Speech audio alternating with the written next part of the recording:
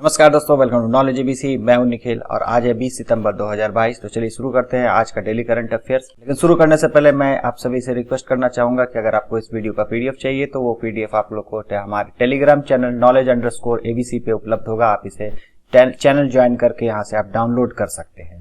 तो चलिए पहले क्वेश्चन की तरफ चलते हैं। तो पहला क्वेश्चन है इंटरनेशनल इक्वल पे डे।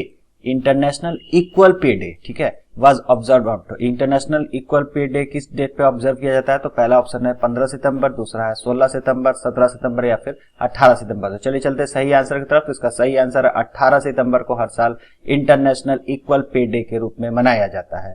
और जहां तक इसकी बात है तो इसमें हाईलाइट किया जाता है इशू का कि जो जेंडर पे गैप है, मतलब कि बोथ मेल और फीमेल को इक्वल पे मिले इक्वल काम के लिए, ये मुद्दा इसमें उठाया जाता है। इस इशू को हर जगह पे उठाया जाता है। ये लोकल लेवल पे भी, नेशनल लेवल पे भी और इंटरनेशनल लेवल पे भी इसका अवेयरनेस जगाया जाता है, इसका अवेयरनेस किया जाता है। तो ये इसका मेन मकसद है इंटरनेशनल इक्वल पे डे के रूप में। और इसको फर्स्ट टाइम ऑब्जर्व किया जाता है 1996 में किया गया था। और जो किसके द्वारा किया गया था अगर ये पूछा जाए तो इसमें हो जाता है नेशनल कमिटी ऑन पे इक्विटी, इसके द्वारा ये फर्स्ट टाइम ऑब्जर्व किया जाता है। और 2020 में इसे यूनाइटेड नेशन के द्वारा रिकॉग्निशन मिल गया इंटरनेशनल इक्वल पे डे को। तो चलिए चलते हैं नेक्स्ट क्वेश्चन की तरफ। तो नेक्स्ट क्वेश्चन है name the union territory which becomes India's first स्वच्छ सुजल प्रदेश। तो इंडिया का कौन सा पहला यूनियन टेरिटरी है जो इंडिया का पहला स्वच्छ सुजल प्रदेश बन गया है? तो आपके ऑप्शन है अंडमान निकोबार, दूसरा है लद्दाख, तीसरा है लक्षद्वीप, फोर्थ है पुडुचेरी।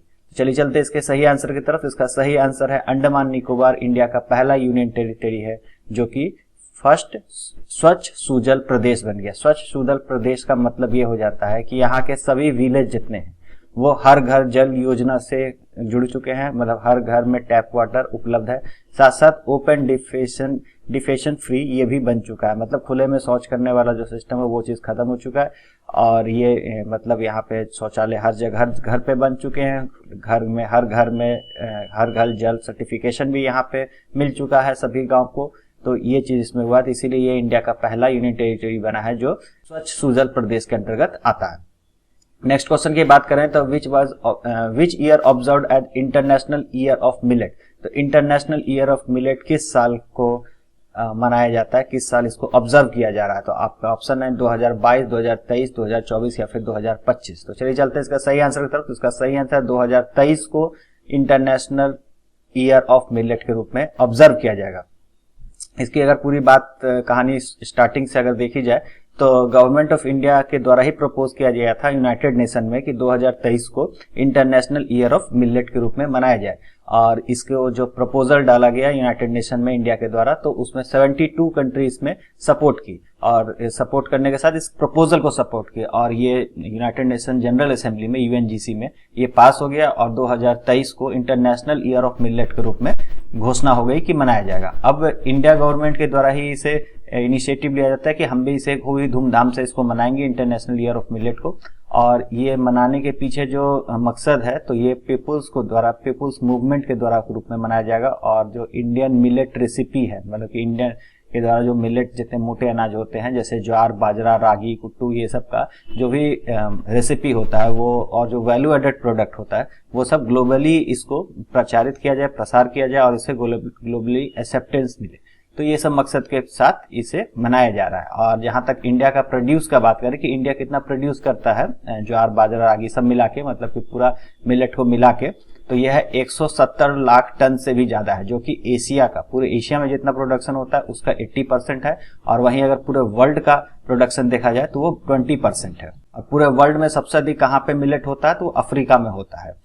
और अगर इंडिया का ही अगर हम लोग बात करें थोड़ा डिटेल में तो 228% इसकी प्रोडक्टिविटी हो गई है, क्योंकि हाइब्रिड सीड और हाई यील्डिंग वैरायटी को यूज किया गया इसके सीड में। तो इसकी प्रोडक्टिविटी बहुत ही ज्यादा, मतलब लगभग 56% से 228% बढ़ गई, मतलब कि 5 गुना के लगभग इसकी प्रोडक्टिविटी बढ़ गई है। और 1965-70 की अगर बात करें, मतलब कि 60 के दशक वाला एरिया में टाइम पे, तो मिलेट हमारे भोजन का 20% हिस्सा हुआ करता था। मतलब हम लोग खाने में लगभग 20% इंडियंस यूज करते थे मिलेट को, जो कि अब घटते घटते सिर्फ 6% पे रह गया है, जो कि राइस और व्हीट इसका जगह ले लिया। पहले 20% तक यूज मतलब खाने में यूज होता था, अब तो सिर्फ 6% तक ही होता है। तो ये काफी डिक्रीज हुआ है, लेकिन इसको बढ़ाने के लिए और इसका प्रचार प्रसारित करने के लिए इसी सबको देखते हुए इंटरनेशनल ईयर ऑफ मिलेट 2023 को मनाने का लक्ष्य रखा गया है। नेक्स्ट क्वेश्चन देखते हैं। Name the project under which the Indian air force fleet of Israeli made heron drone would be equipped with strike capability. तो इंडियन एयरफोर्स का जो इजरायली मेड हेरॉन ड्रोन का जो फ्लीट है, मतलब कि फ्लीट का मतलब हो गया कि ग्रुप ऑफ जो हेरॉन ड्रोन्स हैं, मतलब कि जो ढेर सारे हेरॉन का उसका जो फ्लीट है, कुछ 25-50 नंबर में जो एक एक ग्रुप बन जाता है उसको फ्लीट कहते हैं। तो उसको उस फ्लीट को किस प्रोजेक्ट के अंतर्गत स्ट्राइकिंग कैपेबिलिटी उसमें डाली जा रही है, मतलब कि वो स्ट्राइक कर सके, जो हेरॉन ड्रोन है वो स्ट्राइकिंग कैपेबिलिटी उसमें आ जाए। तो ये किस प्रोजेक्ट के अंदर में इसको इंप्रूवमेंट किया जा रहा है, इक्विप किया जा रहा है? तो आपके ऑप्शन है प्रोजेक्ट चीता, project eagle, project skyline, project सुरक्षा।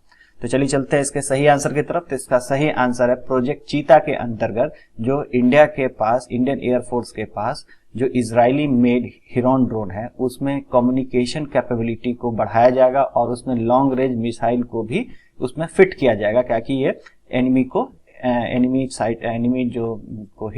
साइट्स को जो हिट कर सके।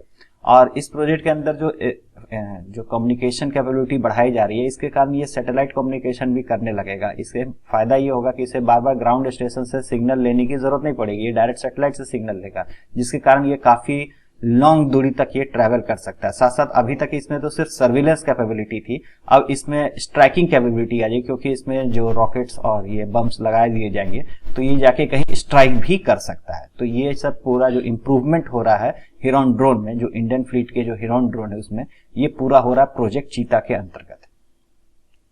नेक्स्ट क्वेश्चन देखते हैं। New Telangana secretariat complex to be named after. तो नया तेलंगाना का जो सेक्रेटेरिएट बना है उसको किसके नाम पे रखा गया? आपके ऑप्शन है महात्मा गांधी, दूसरा option Subhash Chandra Bose, third option है बी आर अम्बेडकर, या फोर्थ ऑप्शन है के चंद्रशेखर राव। तो चलिए चलते हैं सही आंसर की तरफ। तो इसका सही आंसर जो तेलंगाना का जो सेक्रेटेरियल कॉम्प्लेक्स है वो बी आर अम्बेडकर के नाम पे रखा जा रहा है। चीफ मिनिस्टर जो वहाँ के हैं के चंद्रशेखर राव, उन्होंने ऐसा डिसाइड किया कि वहाँ का जो नाम है, सेक्रेटेरिएट का जो नाम है वो बी आर अम्बेडकर के नाम पे रखा जाएगा, क्योंकि बी आर अम्बेडकर का गोल था कि वो डाउन ट्रोडन जितने हैं, जो गरीब हैं, उनका जो पॉलिटिकली उनको हर तरह से ऊपर लाया जाए, स्ट्रीम लाइन में लाया जाए, उनको ऊपर किया जाए, उनका सोशल, पॉलिटिकल, फाइनेंशियल जो स्थिति है वो लोगों का अच्छा किया जाए। इसी सब को ध्यान में रखते हुए कि स्टेट गवर्नमेंट भी ऐसा ही काम करेगी, तो यही सबको एज ए रिप्रेजेंटेशन के लिए बी आर अम्बेडकर के नाम पे ये जो सेक्रेटेरिएट बना है तेलंगाना में उसको रखा है बी आर अम्बेडकर के नाम पे। अगर थोड़ा सेक्रेटेरिएट बिल्डिंग की बात करें तो 7 स्टोरी 7 मंजिला बिल्डिंग है, और जो एरिया बना है वो 7 लाख स्क्वायर फीट एरिया में बना है, जिसको बनाने का टोटल कॉस्ट 650 करोड़ रुपए आया है। चलिए चलते हैं नेक्स्ट क्वेश्चन की तरफ। तो वर्ल्ड बम्बू डे 2022 किस डेट को ऑब्जर्व किया गया? आपके ऑप्शन है 18 सितंबर, 19 सितंबर, 20 सितंबर या फिर 21 सितंबर। तो चलिए चलते हैं सही आंसर की तरफ। तो 18 सितंबर को हर साल मनाया जाता है वर्ल्ड बम्बू डे, इस साल भी मनाया गया। इसमें raise awareness about a conservation of extremely useful plant. तो बम्बू एक तरह का आप कह सकते हैं बहुत ही यूजफुल प्लांट है, तो इसी का कंजर्वेशन के लिए, इसी के बचाव के लिए वर्ल्ड बम्बू डे मनाया जाता है। इसमें ये जागरूक किया जाता है कि पीपल इसके बारे में, इसके जो यूज है बम्बू का वो ज्यादा से ज्यादा लोग जाने, इसका ज्यादा से इस्तेमाल करें। काफी ये इको फ्रेंडली भी होता है, इसी कारण इसका काफी यूज में बढ़ाया जाए, इसलिए ये ऑब्जर्व किया जाता है इस डेट को। और जहां तक बम्बू की बात करें तो लार्जेस्ट मेंबर है ग्रास फैमिली का। ये एक तरह का पेड़ नहीं होता, ये ग्रास फैमिली से बिलोंग करता है, जो कि सबसे बड़ा, इसका ग्रास फैमिली में सबसे बड़ा, लेंथ के हिसाब से सबसे बड़ा ये होता है। वीडियो आपको कैसा लगा? अच्छा लगा तो लाइक, शेयर और सब्सक्राइब करना ना भूलें। मिलते हैं अगले वीडियो में।